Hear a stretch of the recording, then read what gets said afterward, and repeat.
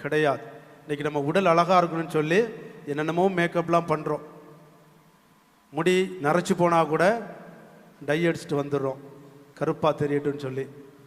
நம்முடைய உடலை நாம் அழகுபடுத்த முயற்சி செய்கின்றோம்.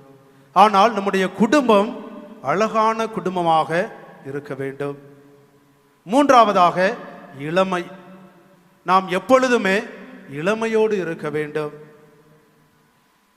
வயதிலே மூப்பு அடைந்தாலும் நம்முடைய சிந்தனை அனைத்தும் இளமையாக இருக்க வேண்டும். நான்காவதாக நோயின்மை. நோய் நொடி இல்லாமல் குடும்ப வாழ்க்கையை வாழ வேண்டும்.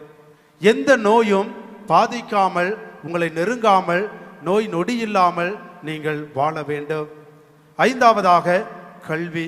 நல்ல முறையிலே படித்து ஞானம் பெற்ற குடும்பமாக வாழ வேண்டும். ஆறாவதாக நீண்ட ஆயுள்.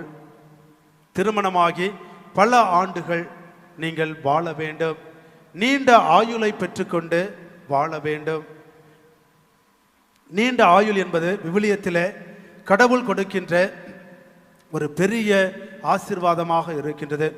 பழைய ஏற்பாட்டிலே நிறைய மனிதர்கள் பல ஆண்டுகள் வாழ்ந்திருக்கின்றார்கள், நீண்ட ஆயுளோடு வாழ்ந்திருக்கின்றார்கள்.